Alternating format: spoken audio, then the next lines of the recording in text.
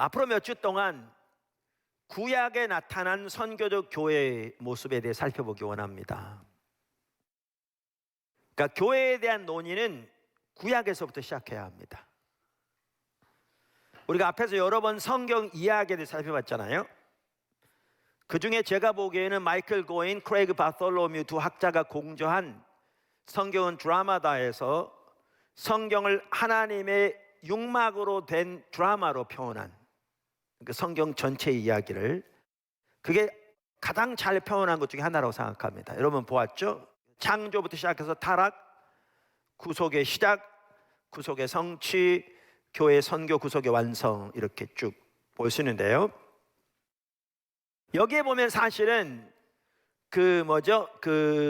이 세 번째부터 다섯 번째까지가 이 하나님의 구속의 역사를 위해서 하나님이 선택하신 하나님의 종들을 말합니다. 어떤 사람은 이 세 종류의 하나님의 종들을 새 이스라엘이라고 표현하기도 합니다. 레슬리 뉴비긴이 그렇게 표현하는데요. 저는 하나님의 종들이라고 표현하죠. 그래서 이스라엘, 예수 그리스도, 교회, 네 세 종류의 하나님의 종이 밀접하게 연결되어 있습니다. 그래서 하나님이 모든 창조 세계를 창조하시고 인류의 타락에 조금은 또 살펴보겠지만 그 모든 창조 세계를 오염시켰을 때 하나님의 구속의 역사를 시작하시는데 이 세 종류의 종들을 통해서 하나님의 구속의 역사를 이루십니다. 그래서 제가 가끔 보여드린 대로 이렇게 십자가 옆으로 누인 모양, 그래서 이스라엘이 있고요, 그 다음에 예수님은 참 이스라엘로 오신 거죠. 이스라엘 대표자 완성자로 이 땅에 오셔서 구속을 성취하시고요, 이제 예수 안에 있는 무리, 신약의 교회죠. 유대인과 이방인을 합한 하나님의 한 세 백성, 이들을 통해 예수님이 십자가 부활을 통해서 성취하신 구속이 하나님 모든 창조 세계를 확대되어지고 거기서 실현되어지도록 세우신 교회, 그게 신약의 교회거든요. 이 세 종류의 종들, 이렇게 밀접한 관계가 있는, 그리고 예수님이 다시 오셔서 그 모든 구속을 완성하실 것입니다. 이게 지금 인류의 모든 역사가 진행되고 있는 방향이고요, 모든 우주가 나가고 있는 방향입니다. 그래서 이렇게 우리가 그 성경 이야기를 이렇게 올바로 이해하면 이 교회에 대한 이해가 구약에서부터 시작돼야 할 것이 명확하게 보입니다. 구약에서부터 시작돼야 할 것이. 그래서 마이클 고인 박사만 하더라도 그 열방의 빛이라는 그의 책에서 선교적 교회에 대한 여러 논의에서 일부 문제를 일으킨 것도 있다. 그러면서 한 가지 지적하는 게 뭐냐면, 선교적 교회에 대한 많은 연구들이 그 성경적이고 주혜적인 것이 많이 누락돼 있다. 그러면서 성경이 그나마 다루어지더라도 구약이 사실상 무시되어 있는 경우가 많다, 이렇게 지적하고 있고요. 이것은 많은 잘못된 긴장을 유발하고 선교에 대한 훨씬 좁은 관점을 가져온다, 이렇게 지적합니다. 크리스토퍼 라이트 박사도 안타깝게도 선교적 교회에 관한 많은 연구들이 교회의 구약적 기초들에 대해 충분한 관심을 기울이지 않는다 라고 지적하면서, 이렇게 성경 이야기의 대부분을 잘라내는 것은, 보십시오, 성경에서 구약 전체를 잘라낸다면 신약 교회의 이미지 안에서 풍부하게 울리는 구약의 자원과 이스라엘의 전통 안에 있는 선교적 백성에 관한 풍성한 유산을 자각하지 못하게 된다. 구약에 나오는 선교적 교회에 대한 하나님의 자원, 이스라엘 전통 안에 있는 선교적 백성에 대한 하나님의 풍성한 유산을 못 깨닫게 된다는 거죠, 구약을 소홀히 하면. 우리는 교회를 바로 이해하기 위해서 구약을 출발점으로 삼아야 합니다. 첫째, 창세기 12장 1절에 3절은 오늘날 우리에게도 매우 중요한 구절입니다. 창세기 12장 1절에 3절은 오늘날 신약시대에 사는 우리들에게도 매우 중요한 구절입니다. 아까 육막으로 된 하나님의 드라마 우리가 보았잖아요. 그러면 하나님의 구속의 역사가 이스라엘부터 시작되는 걸 볼 수 있는데, 보다 구체적으로는 아브라함부터 시작합니다. 다시 말하면 어디서부터 시작하느냐 하면 오늘 본문부터 시작합니다. 이걸 보아도 알 수 있지만 신약성경 자체가 오늘 이 구절이 우리의 복음을 이해하는 데 매우 중요하다는 사실을 분명하게 언급하고 있습니다. 많은 구절들이 언급하고 있는데요, 제가 일부만 살펴보려고 합니다.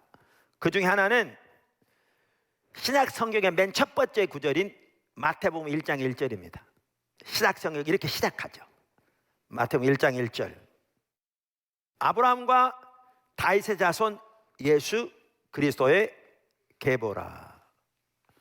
여러분, 여기에 보면 예수님의 이야기는 아브라함까지 거슬러 올라가는 걸 볼 수 있습니다. 그러니까 아브라함부터 시작합니다, 예수 이야기가. 그리고 2절부터는 이제 아브라함부터 시작해서 예수님에게로 연결됩니다. 그래서 이걸 보아도 아브라함과 예수님의 관계가 뗄래야 뗄 수 없도록 밀접하다는 사실을 신약 성경이 시작하면서 말하고 있습니다.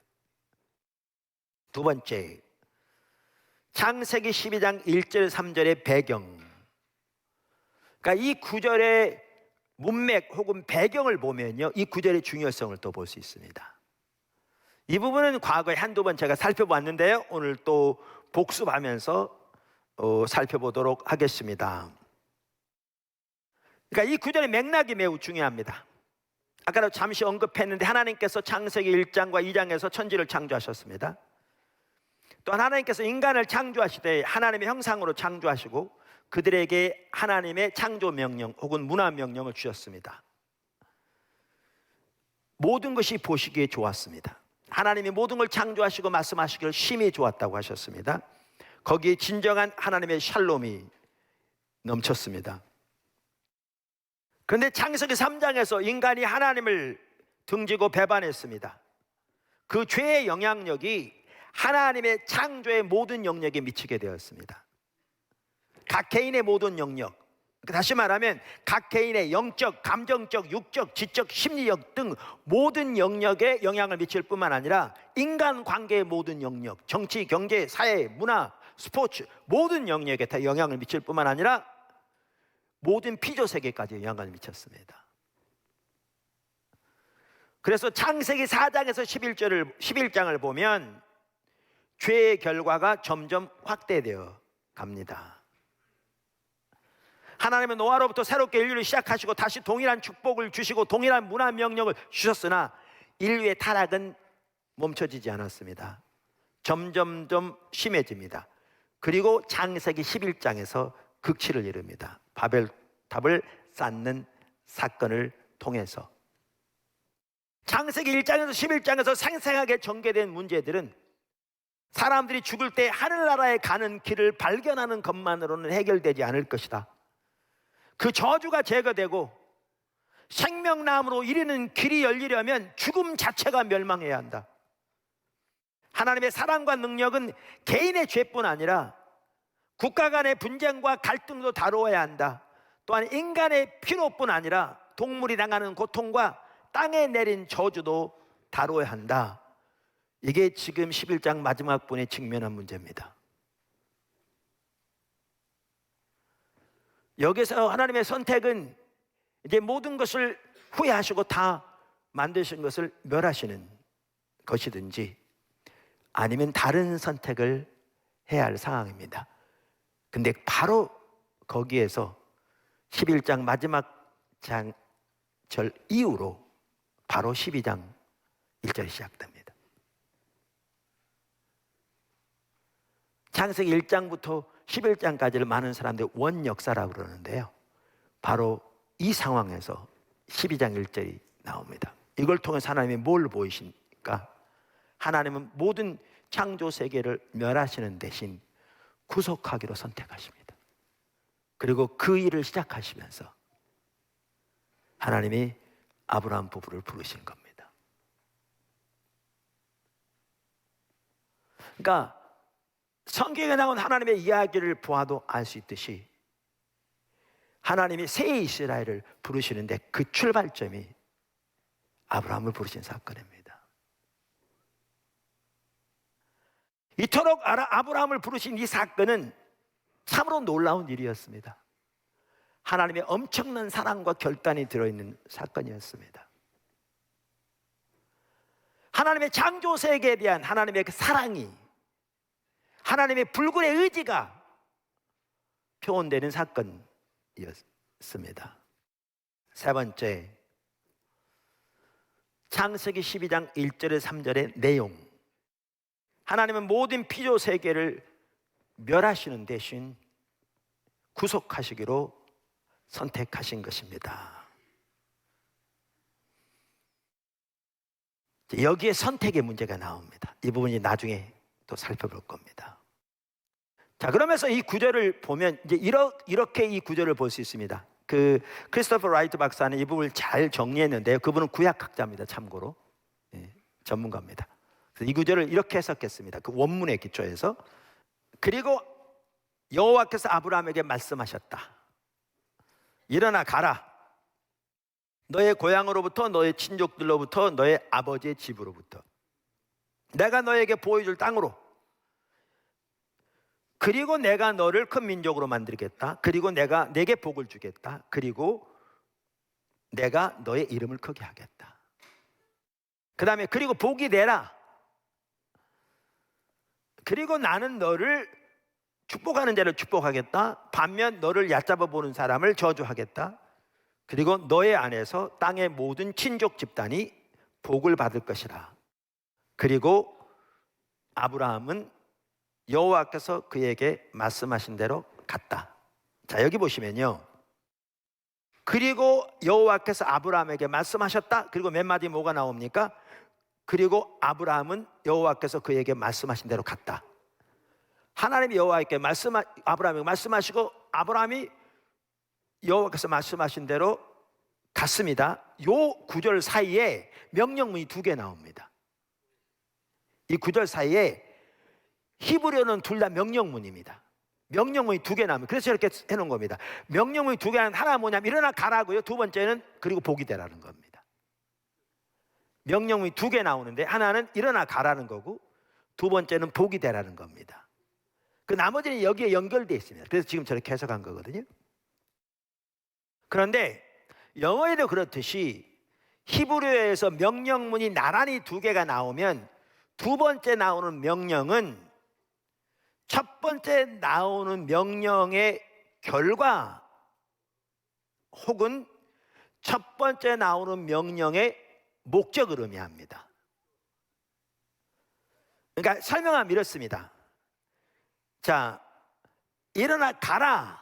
그러면 결과라면 그러면 내가 복이 될 것이다 라는 것이고, 이걸 목적으로 이해한다면 일어나 가라. 그러면 내가 복이 될 것인데 그것이 내 목적이다. 그것이 내 의도다. 이런 뜻입니다. 그러다 보니까 둘 다 명령문인데 NIV 성경은 이것을 이렇게 담아서 이 두 번째 명령을 미래형으로 번역합니다. 그러니까 히브리어 미완료형이 영어로 미래형으로 번역되거든요. 그래서 NIV 성경은 이렇게 말합니다. I will make you into a great nation. I will bless you. I will make your name great. You will be a blessing. 계속 미래형으로. 나는 너를 큰 나라로 만들 것이다. 그리고 나는 너에게 복을 줄 것이다. 나는 너의 이름을 크게 할 것이다. 너는 복이 될 것이다. 이렇게 미래형으로 번역하고 있습니다. 그럼 우리는 여기서 선교적 교회의 아주 중요한 모습을 볼 수 있습니다. 자, 이 명령문을 연결해 놓으면요, 이렇게 요약할 수 있습니다. 보세요. 가라. 너는 복이 될지라. 땅의 모든 족속이 너로 말미암아 복을 얻을 것이라. 이게요, 하나님이 아브라함을 부르시면서 가지고 계신 목적입니다. 이게 신약의 교회를 향한 하나님의 목적이기도 합니다. 이게 저와 여러분을 향한 목적이기도 합니다. 반드시 기억하십시오. 가라. 너는 복이 될지라. 땅의 모든 족속이 너로 말미암아 복을 얻을 것이라. 이것을 아까 바울 서신서에 보면 하나님이 아브라함에게 먼저 전한 복음이라 이렇게 표현하고 있습니다. 이 구절에 대해서요, 크리스토퍼 라이트가 참 잘 정리하는데 이렇게 말했습니다. 이것은 대의임령이 아닌가. 이게 바로 대의임령이라는 거죠. 우리가 대의임령하면 마태복음 18장에 나오는 그 명령을 대의임령이라고 그랬잖아요, 일반적으로. 그런데 이 구절은 마태복음 28장의 소위 대의임령을 포함해서 사실상 하나님의 선교의 전체 취지의 기초가 된다는 거죠. 이 말씀이 하나님의 선교 전체 취지의 기초라는 거죠. 이게 하나님의 선교가 가지고 있는 취지의 핵심이라는 겁니다. 가라, 복이 될지라. 땅의 모든 족속이 너로 말미암아 복을 얻을 것이라. 이것을 보아도 교회는 선교적 교회고요, 이것이 모든 선교의 취지고요, 이것이 교회의 소명이고 이것이 우리의 부르심입니다. 꼭 기억하셨으면 좋겠습니다. 그러면 복을 어떻게 이해하는 게 중요한가? 그래서 제가 말한 대로 복을 올바로 이해하는 길이 하나님의 생명이고요, 이 부분을 가장 잘 보여주는 길이 것이 구약에서는 신명기 30장입니다. 이게 사실 성경 전체에서 가장 잘 보여주는 구절 중에 하나입니다. 신명기 30장 15절부터 보시죠. 여러분 신명기 전체를 읽어보시면요, 이게 신명기를 가장 잘 요약하고 있는 걸 볼 수 있습니다. 보라, 내가 오늘 생명과 복과 사망과 화를 내 앞에 두었나니 내가 오늘 네게 명령하여 네 하나님 여호와를 사랑하고 그 모든 길로 행하며 그의 명령과 규례와 법도를 지키라는 것이라. 그리하면 내가 생존하며 번성할 것이요 또 네 하나님 여호와께서 내가 가서 차지할 땅에서 네게 복을 주실 것임이니라. 그러나 내가 만일 마음을 돌이켜 듣지 아니하고 유혹을 받아 다른 신들에게 절하고 그를 섬기면 내가 오늘 너희에게 선언하노니 너희가 반드시 망할 것이라. 너희가 요단을 건너가서 차지할 땅에서 너의 날에 길지 못할 것이니라. 내가 오늘 하늘과 땅을 불러 너희에게 증거를 삼노라.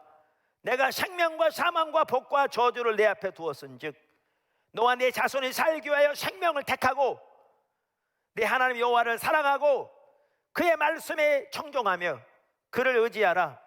그는 내 생명이시요 내 장수이시니 여호와께서 내 조상 아브라함과 이삭과 야곱에게 주리라고 맹세하신 땅에 내가 거주하리라.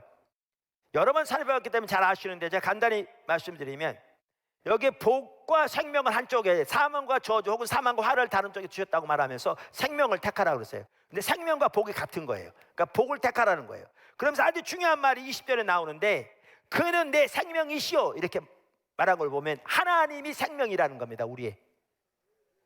그러니까 여기에 중요한 건 뭐냐 하면 복, 생명 모두 하나님이 우리에게 주시는 그것이 분명히 포함되는데 그거보다 가장 근본적으로는 그분이 우리의 생명이고 그분이 우리의 복이라는 겁니다. 그러면서 여기에 뭐라고 말하냐면 너희와 너희 자손을 살기 위해 생명을 택하라, 복을 택하라 이렇게 말하는데 복을 택하라 그러니까 하나님의 생명이니까 이 말은 근본적으로 말하면 하나님을 택하라 그 말이에요, 이 구절은. 그러면서 여기는 하나님을 택하는 길을 말합니다.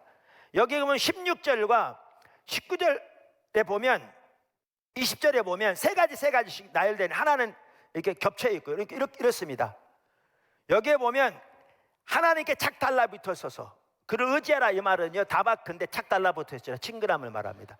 하나님과 친밀한 교제 가운데서 우리의 존재를 다 하나님을 사랑하고 하나님의 말씀을 지키며 그의 길로 행하며 그의 목소리를 청종하는 것,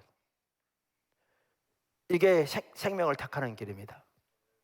이게 신앙의 본질입니다. 이게 언약 백성으로서 하나님께서 언약의 백성들에게 은혜로 구원하시고 은혜로 자녀 삼으시고 은혜로 죄 용서하시고 은혜로 언약 백성 삼으시고 그들에게 명령하신 언약 백성의 삶입니다.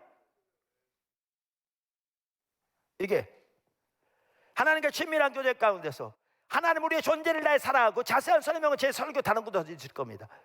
사랑하고 하나님의 말씀을 청종하며 하나님의 말씀 성경 하나님의 말씀을 지키고 그 다음에 하나님의 길로 행하며 하나님의 목소리를 청종하는, 이게 그러니까 우리가 은혜로 구원받았는데 하나님의 백성들이 언약 속 순종의 삶을 살 때 이 복이 계속될 거라 그 말입니다. 왜? 하나님을 택하는 거니까. 하나님을 택하면 하나님은 우리의 생명이니까 그분이 그분의 백성들을 위해서 하신다고 하는 그분을 하나님의 보호, 하나님의 인도, 하나님의 그 공급하심, 도우심, 하나님의 임재, 하나님과의 교제 등등 그 모든 생명이 넘치게 됩니다. 이게 성경이 말하는 복입니다.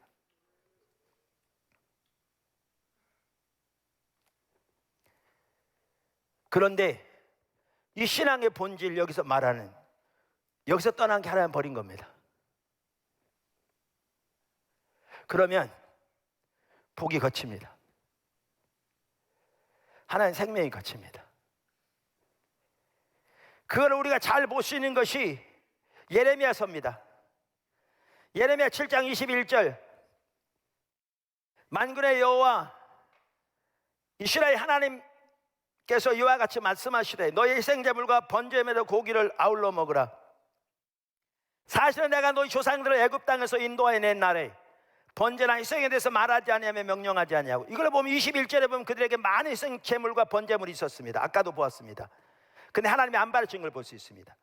그러면서 하나님이 애굽에서 이스라엘 백성들을 건져낼 때 번제나 희생에 대해서 말하지 않았다고 말씀하십니다. 여러분 성경을 보십시오. 출애굽기, 레위기, 민수기 보십시오. 잔뜩 말씀하셨습니다. 이 말은 하나님이 그들에게 명령하신 가장 주된 핵심적인 명령이 번제와 제사와 같은 의식이 아니었다는 얘기입니다. 그럼 뭘 명령하셨느냐? 23절입니다. 오직 내가 이것을 그들에게 명령하여 이르기를 너희는 내 목소리를 들으라. 그리하면 나는 너희 하나님이 되겠고 너희는 내 백성이 되리라. 너희는 내가 명령한 모든 길로 걸어가라. 그리하면 복을 얻으리라 하였으나. 여러분 이게 어느 구절을 말합니까? 아까 그 신명기 30장을 말합니다. 명확하게. 그러니까 이 예레미야서를 보아도 신명기 30장 아까 제가 살펴본 구절이 우리 신앙의 가장 핵심이요 본질인 걸 볼 수 있습니다. 하나님 이스라엘 백성을 애굽에 건져낼 때 이걸 명령하셨다고 말합니다. 아까 제사와 번제 다 중요합니다. 그 소홀히 하는 자체를 우리 하나님이 떠났다는 겁니다. 성경 전체를 볼 때 중요합니다. 근데 그 자체가 본질이 아니고 이 삶을 살기 위한 수단인 겁니다. 신앙의 본질을 위한. 그럼 이 말은 뭐냐 하면 언약적 순종의 삶을 살아야 언약의 백성으로서 하나님의 은혜가 함께할 거라 그 말입니다. 하나님 백성들의 삶 속에 그래야 복이 된다는 겁니다. 하나님 백성에게. 그래야 다른 사람들에게 복이 될 수 있다는 겁니다. 하나님 백성 가운데 복이 있어야, 교회 가운데는 복이 있어야 이웃에게 복이 될 수 있다는 겁니다. 여러분 가정에 하나님 복이 있어야 이웃에게 복이 될 수 있다는 겁니다. 그게 하나님 택하신 목적입니다. 근데 언제 있게 되느냐? 하나님 백성이 언약적 헌신 순종 가운데 행할 때 복이 있습니다. 끝으로 복은 근본적으로 예수님 안에서 발견됩니다. 그래서 여러분 아브라함에 대한 부분 하더라도 앞으로 제가 볼 텐데 창세기 12장 3절에 이렇게 말하죠. 땅의 모든 족속이 너로 말미암아 복을 얻을 것이라. 18장 18절 천하 만민은 그로 말미암아 복을 받게 될 것이라. 아들에 대해서 말하면서 22장 18절 내 씨로 말미암아 천하 만민이 복을 받으리라. 창세기 26장 4절 내 자손으로 말미암아 천하 만민이 복을 얻으리라. 창세기 18장 14절 땅의 모든 족속이 너와 내 자손으로 말미암아 복을 얻으리라. 결국 누구로 연결됩니까? 예수께로 연결됩니다. 예수 안에 있으면 아브라함에 속한 것이라. 제가 시간이 다 됐기 때문에 다른 구절들은 부분은 생략하겠습니다. 그러면 신학적인 관점에서 우리는 신앙의 본질 십자가 복음의 삶이 그겁니다. 철저하게 성경의 토대 위에서 하나님의 말씀인 오직 은혜, 오직 믿음, 오직 십자가, 오직 성령한 삶을 통해 하나님과 친밀한 교제 가운데 하나님의 행하심을 보고 온 사람으로 동참하는 그 삶을 사는 것. 그게 거기 핵심은 하나님의 얼굴을 구하는 삶이고요. 그게 하나님의 복이 우리 가운데 임하는 언약의 백성으로서 십자가의 보혈의 공로로 하나님의 소유된 백성, 우리 복이 임하는 것이고, 그리고 우리가 먼저 복을 받고 열방의 복의 통로가 되는 게 그게 하나님이 구약 때부터 의도하신 하나님의 백성의 모습입니다. 이런 관점에서 우리 교회를 지금 보셔야 합니다. 여러분의 가정을 보셔야 합니다. 여러분의 삶을 보셔야 합니다. 오늘 저는 창세기 12장 1절에서 3절에 나오는 선교적 교회의 모습을 살펴보되 열방의 복이 되기 위해 하나님의 복을 받은 교회의 모습을 살펴보았습니다. 가라, 복이 될지니 모든 열방이 복을 얻게 될 것이라. 이게 우리를 부르신 우리의 소명인 것을 인식하고 그 올바른 의미를 이해하고 그러한 삶이 되기 위해 주님을 구하며 주님께 순종하는 삶을 사는 우리 포도나무께 모든 지체들 되시기를, 저와 여러분 되시기를 예수님의 이름으로 간절히 축복합니다.